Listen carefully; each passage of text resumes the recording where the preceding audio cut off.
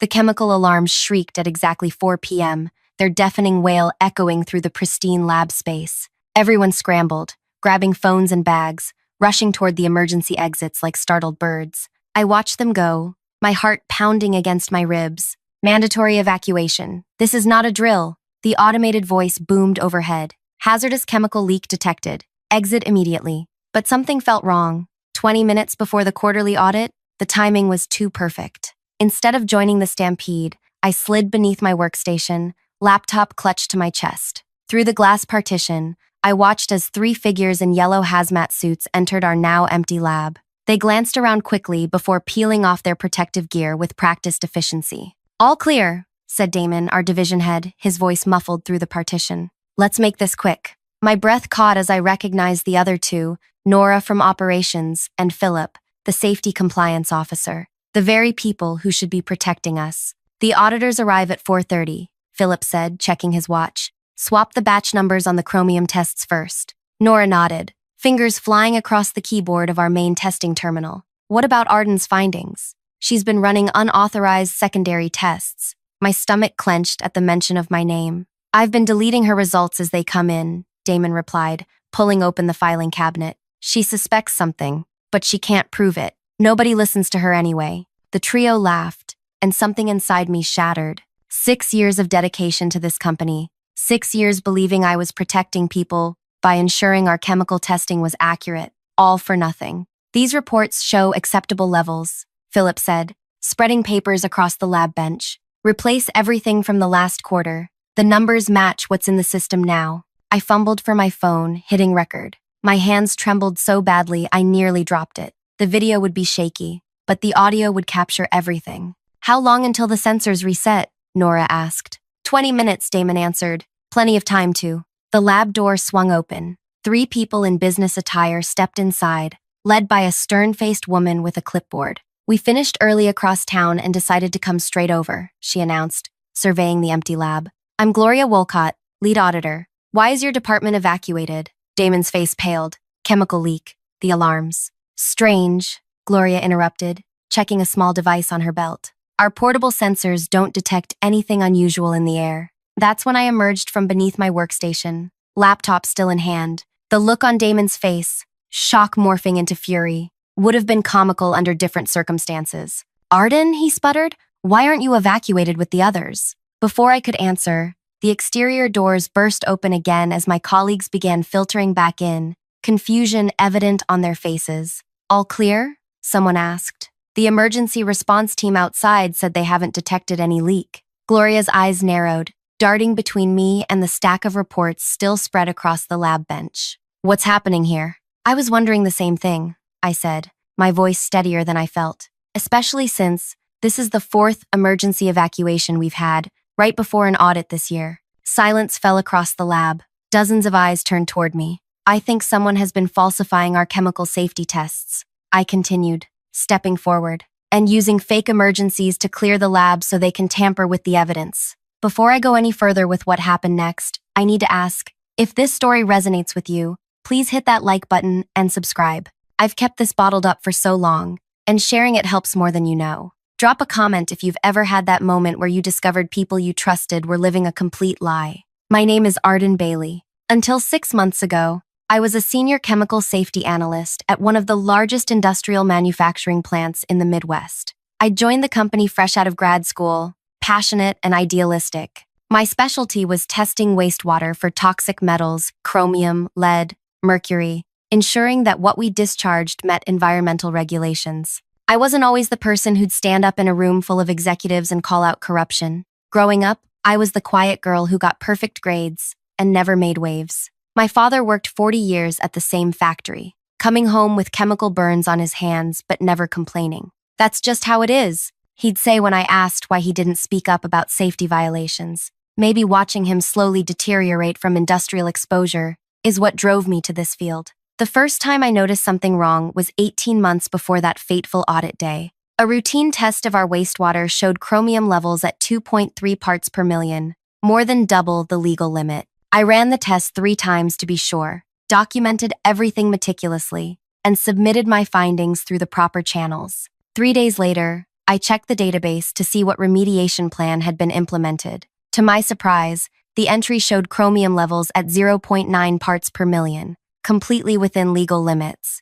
I thought I'd made an error, so I ran new tests. Same high result. When I brought this discrepancy to Philip, our safety compliance officer, he smiled thinly. "You must have contaminated your sample," he said. "Don't worry about it. The official results look fine." I might have accepted that explanation if it happened once, but over the next year, the pattern repeated with disturbing regularity. Every time I found elevated levels of toxic metals, the official records would mysteriously change within days. When I began keeping a separate log of my original findings, my access to certain testing stations became restricted. "We're restructuring the department," Damon explained when he revoked my primary testing privileges. "You'll be handling quality assurance documentation instead." They didn't fire me. That would have been too suspicious. Instead, they tried to bore me into quitting by assigning me mindless paperwork. What they didn't realize was that this new position gave me access to historical testing data going back 5 years.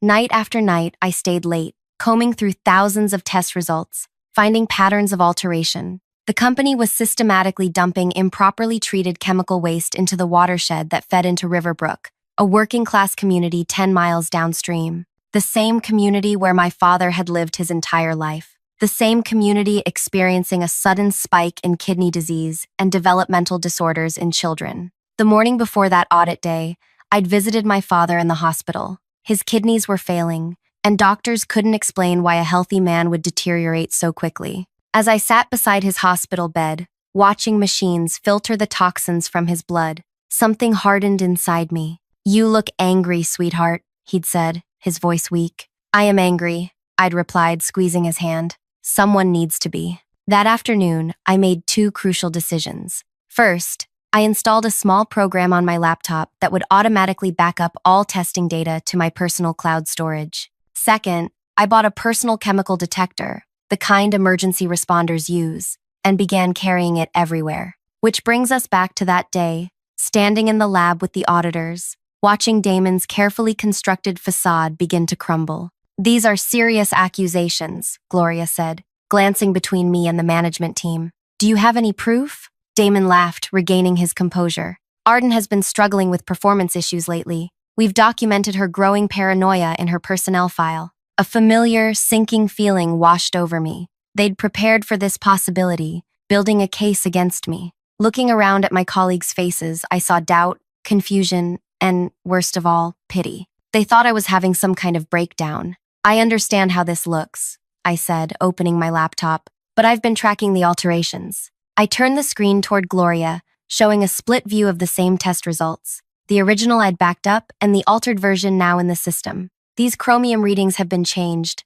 I can show you dozens more examples." Philip stepped forward. "Anyone can fabricate spreadsheets, Arden. This doesn't prove anything." "What about the video I just recorded of you 3 discussing how to swap reports before the auditors arrived?" I asked, holding up my phone. "Does that prove anything?" The color drained from their faces. "You were hiding during a mandatory evacuation?" Nora sputtered. "That's a serious safety violation. An evacuation triggered by an alarm that my personal chemical detector shows was completely unnecessary," I countered, pointing to the device clipped to my belt. Its green light glowed steadily. No chemical hazard detected. Gloria turned to Damon. "I think we need to continue this audit in your office, with your legal team present." As they left the lab, a heavy silence descended. My colleagues stared at me with new eyes, some with admiration, others with fear of what might happen to their jobs. What no one realized was that the video and altered reports were just the beginning. Over the past 3 months, I'd been building a comprehensive case, not just against Damon, Philip, and Nora, but against the entire executive team that had knowingly permitted the dumping of toxic waste for years. I'd connected with an environmental scientist studying the disease cluster in Riverbrook. I'd tracked down former employees who'd been fired after raising concerns. I'd even mapped the property values around the company, discovering that executives had quietly sold their homes near the watershed years ago, just before the contamination would have reached detectable levels. But as I stood there in the lab that day, I had no idea how deep the corruption went, or how dangerous my position had become. I didn't know that before the night was over, someone would break into my apartment. I couldn't have predicted that my father would suffer a sudden complication at the hospital within hours of my confrontation. I was just one person standing against a corporation willing to poison an entire town for profit. And while I thought exposing them to auditors was my moment of triumph, I was wrong. It was merely the opening move in a game I wasn't fully prepared to play. The next morning, I arrived at work to find my keycard deactivated. After 20 minutes of waiting in the lobby, a woman from Human Resources I'd never seen before escorted me to a small conference room where Damon sat with two men in expensive suits. Arden, Damon nodded coolly. This is Trevor from Legal and Martin from Information Security. The atmosphere in the room pressed down like a weight. Through the glass wall, I could see colleagues glancing over, then quickly looking away when our eyes met. We need to discuss your unauthorized recording of confidential business conversations, Trevor began, sliding a document across the table. And your removal of proprietary company data. I left the paper untouched. You mean my recording of criminal activity and preservation of evidence showing environmental violations? Trevor's smile tightened. The company takes all allegations seriously. We've placed you on administrative leave pending an internal investigation. He tapped the document. This non-disclosure agreement. No,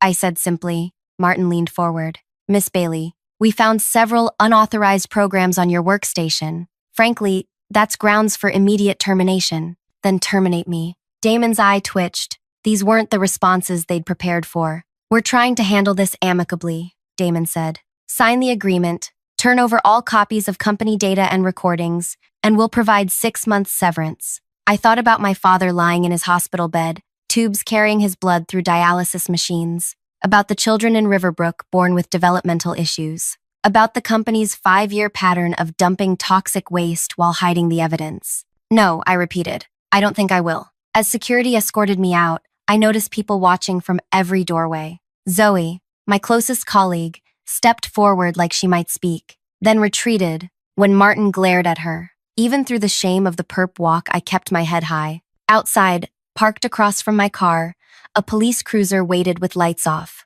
A warning? A threat? I couldn't be sure. My phone rang as I reached my car. The hospital. Miss Bailey, your father's had another episode. His potassium levels spiked suddenly. We've stabilized him, but you should come in. I drove straight to the hospital, mind racing. Dad had been stable for weeks. Why would his levels suddenly spike? In his room, I found a nurse I didn't recognize checking his IV. What are you giving him? I asked, perhaps too sharply. She startled. Just routine fluids and medications prescribed by Dr. Wells. My father's doctor is Bennett, not Wells. A flicker of something crossed her face. She quickly finished and left, muttering about checking the chart. I studied the IV bag and tubing. Nothing seemed visibly wrong, but I wasn't a medical professional. When the regular nurse came in, I asked her about the change in doctors. There's no Dr. Wells on this floor, she said, checking Dad's chart with a frown. And no medication changes were ordered today. That night, I slept in the hospital chair beside my father, too afraid to leave him alone. Around 3 a.m., my phone buzzed with a text from a number I didn't recognize. Back door left unlocked. Take what you need, Z. Zoe? I thought immediately. But why would she have a new number? When I finally returned home the following morning to shower and change, I found my apartment door slightly ajar. Inside, dresser drawers hung open, clothes strewn across the floor. My laptop was gone, along with the external hard drive containing my backup files. Thankfully, they hadn't found everything. Weeks earlier, paranoia had driven me to keep multiple copies of the evidence in different locations. The most comprehensive set was hidden on a micro SD card inside an old stuffed penguin my father had given me as a child. While I stood surveying the damage, my phone rang. Unknown number. Hello? They're watching your apartment. The voice was hushed, distorted. Meet me at Truman Bridge in 30 minutes. Come alone. Who is this? Someone else who got pushed out. 30 minutes. Don't bring your phone. The line went dead. I debated with myself. This could be a trap, but if there was someone else who knew what was happening, someone who could corroborate my findings, I needed to talk to them. Truman Bridge spanned the same river that carried waste from our plant into Riverbrook.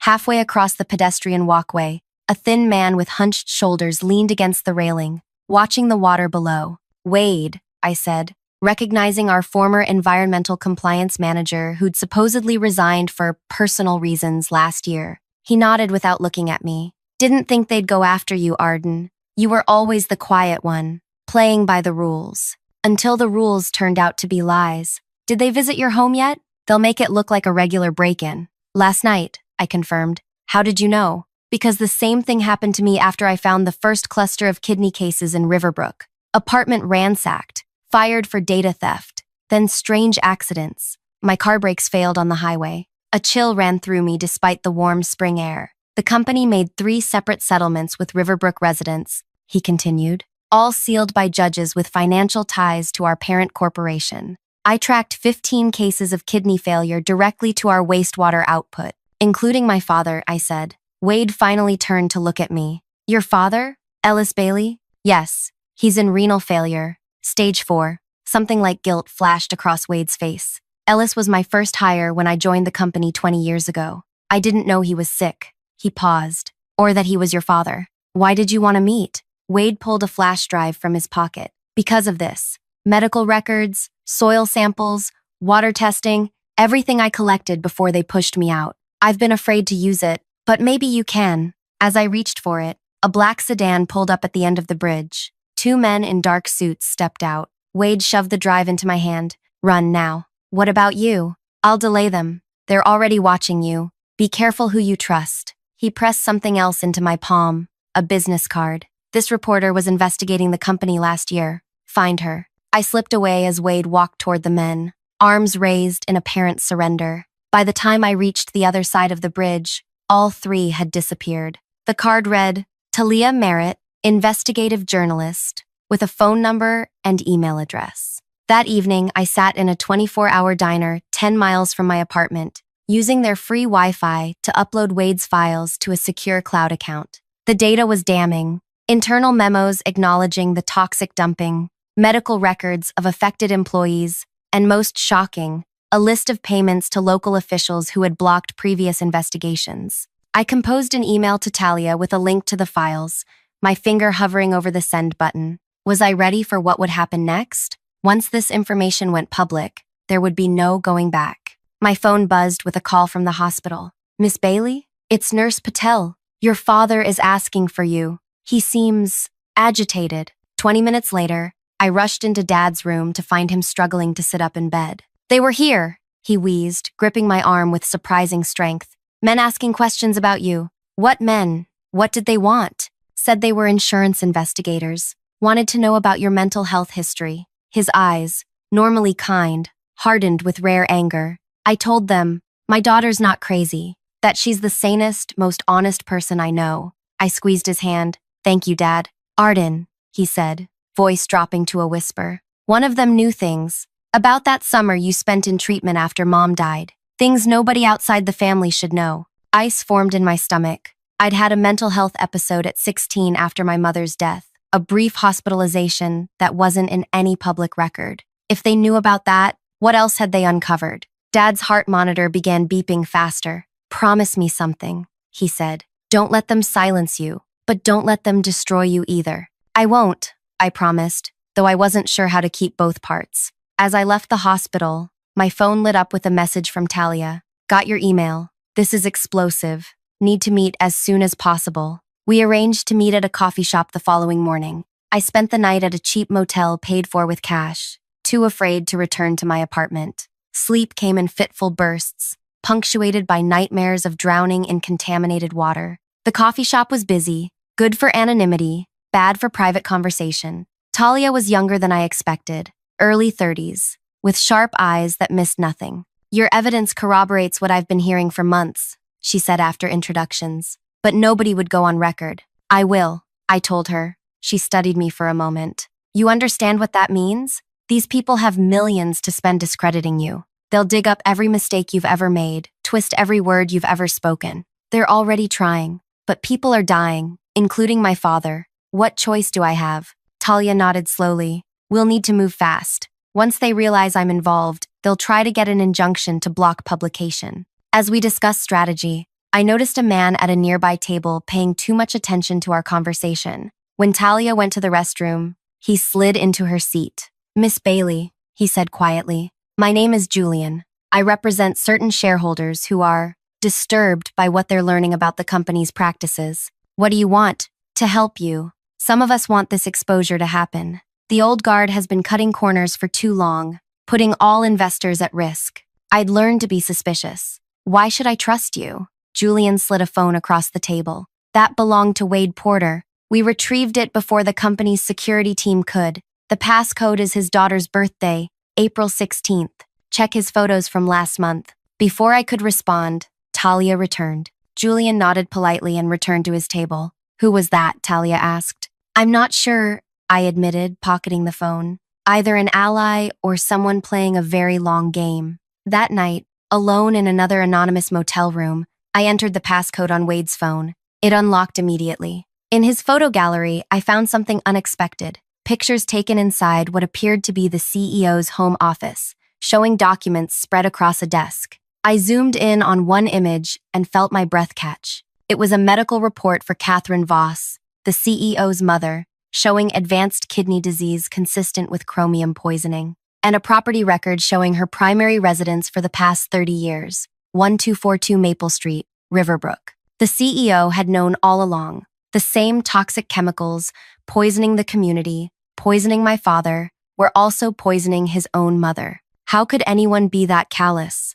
that calculating? As I stared at the image, another text arrived on my personal phone. Board meeting tomorrow, 9 a.m. All executives required to attend. Security will be minimal. J. Julian again. Was he giving me an opportunity? For what? Then it hit me. If all the executives would be in the boardroom, their offices would be empty, including the CEO's, with its safe full of documents too sensitive for digital storage, the same safe visible in Wade's photographs. I had less than 12 hours to formulate a plan that could either expose everything or land me in prison. And somewhere in the back of my mind, a dangerous idea began to take shape, a form of justice more fitting than any court could provide. I barely slept that night, my mind racing through possibilities. By dawn, I had a plan, dangerous and potentially illegal, but the stakes were too high for half measures. I dressed carefully in a charcoal pantsuit I'd purchased from a thrift store the evening before. With my hair pulled back and a pair of non-prescription glasses,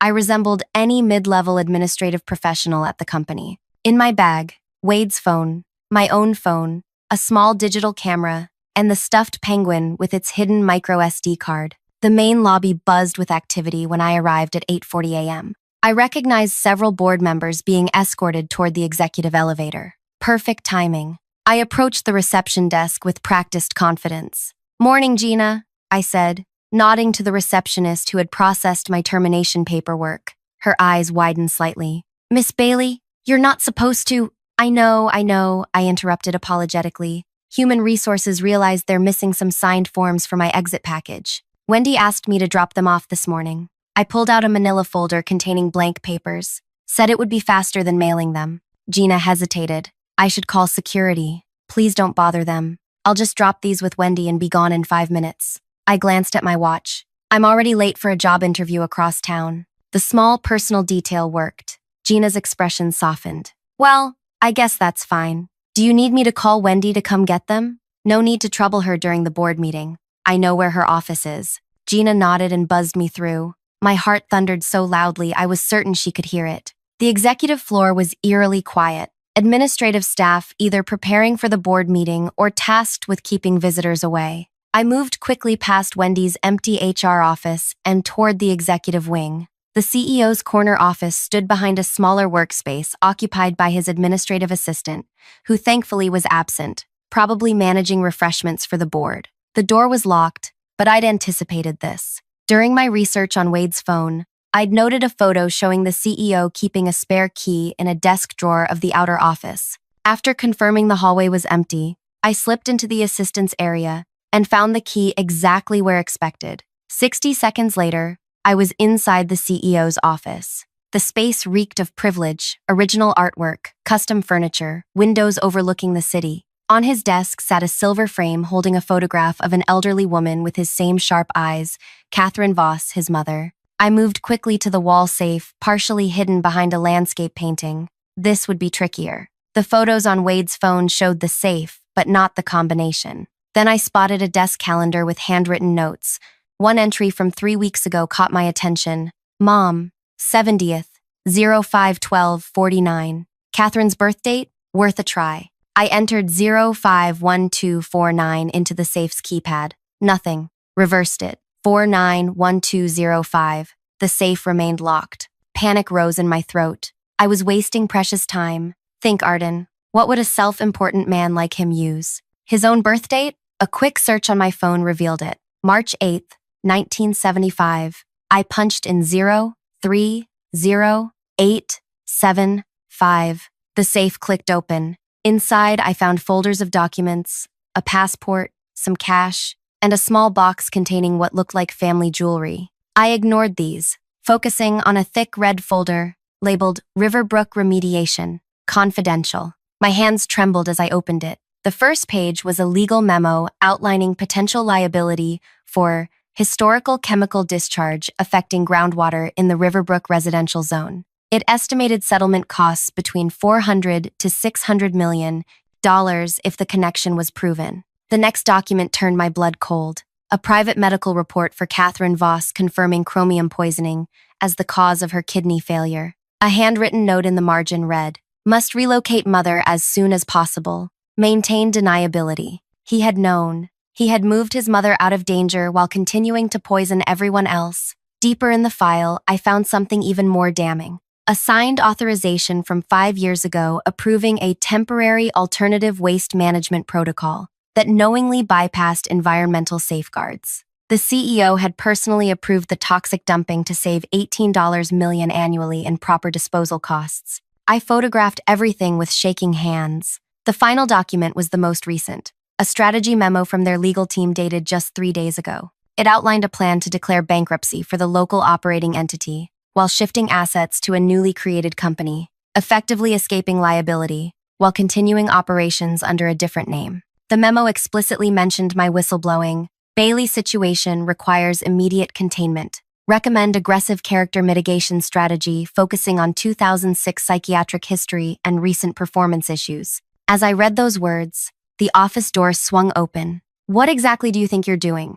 The CEO himself stood in the doorway, his face twisted with rage. My mind went blank. The board meeting, had it ended early, or had someone tipped him off? "Mr. Voss," I managed, closing the folder. "I was just learning how you poisoned your own mother." His expression shifted from anger to something more calculated. He stepped into the office, closing the door behind him. Arden Bailey, the troubled analyst with a history of mental instability. "Breaking into my office won't help your credibility. Neither will this help yours," I replied, holding up the folder. "You knew the contamination was happening. You moved your mother out of Riverbrook but kept dumping. You chose profit over people, including your own family." A cold smile spread across his face. "And who will believe you? A disgruntled former employee with documented psychiatric issues, trespassing and stealing confidential documents? I almost hoped you'd try something like this. You've just given us everything we need to discredit you completely." He pressed a button on his desk phone.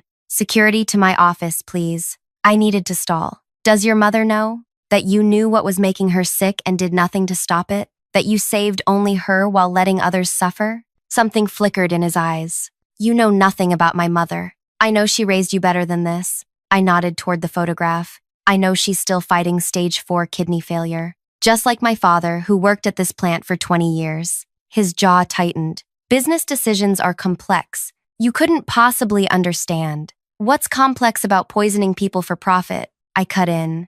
"About watching them die slowly while you collect bonuses?" Heavy footsteps approached in the hallway. "Your mother deserved better," I said quietly. Everyone in Riverbrook deserved better. The door opened and 2 security guards stepped in. The CEO pointed at me. "This woman is trespassing. Escort her out and call the police." As the guards approached, I made no resistance, allowing them to take the folder from my hands and escort me toward the elevator. The CEO followed, his composure regained. "This is the end of your little crusade, Miss Bailey," he said as the elevator doors opened. "I'll personally see that you face charges for breaking and entering, corporate espionage, and theft of confidential documents." I stepped into the elevator with the guards, turning to face him. "Maybe, but first, you might want to check your phone." Confusion crossed his face as the doors closed. In the lobby, the guards marched me toward the exit, past shocked onlookers. Outside, police cruisers already waited with flashing lights. This was it. I had gambled everything and lost.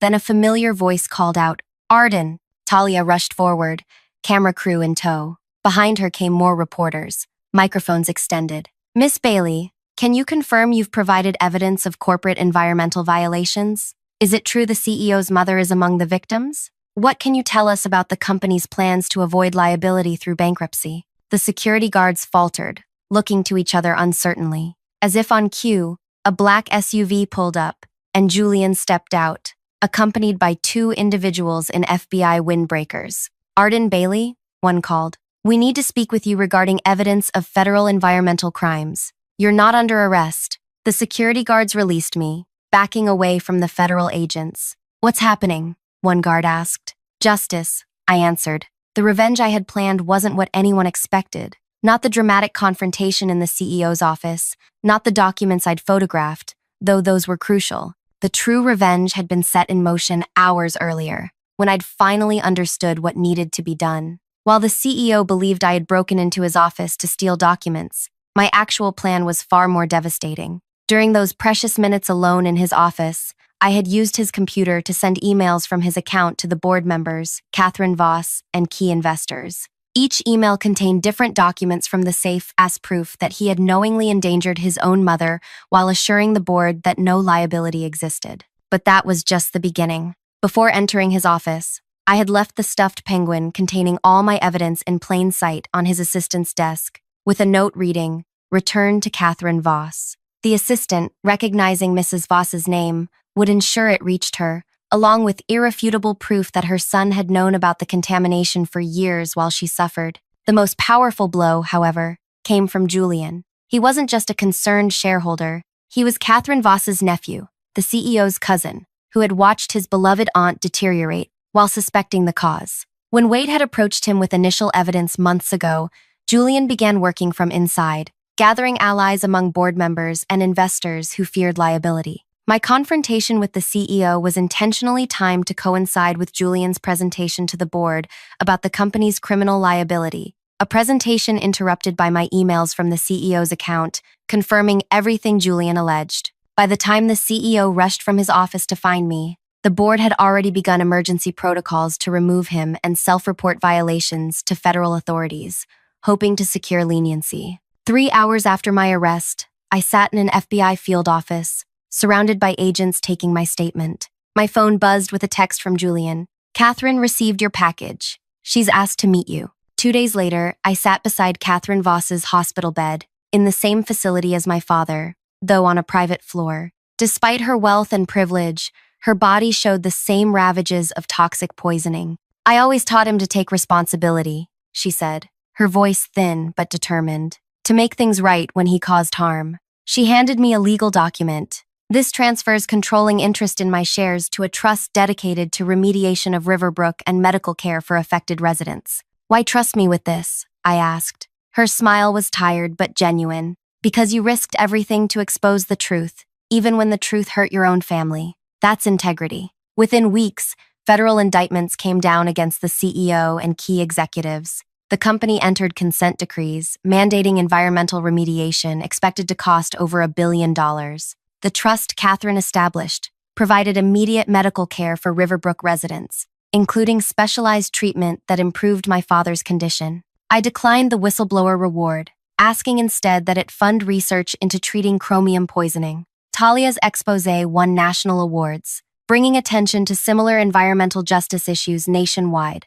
The system that had protected powerful men like CEO Voss for so long crumbled not because of one whistleblower, but because I understood a simple truth. True justice requires turning someone's own weapons against them. The CEO had used family loyalty, corporate structure, and legal maneuvering to shield himself from consequences. I used those same tools to ensure he could never hide again. If my story has moved you, please take a moment to share it with others who might be facing similar battles against powerful interests. Like and subscribe to hear more stories of corporate accountability. And remember, sometimes the most effective weapon against corruption isn't just exposing the truth, but making sure it reaches exactly the right people at precisely the right moment.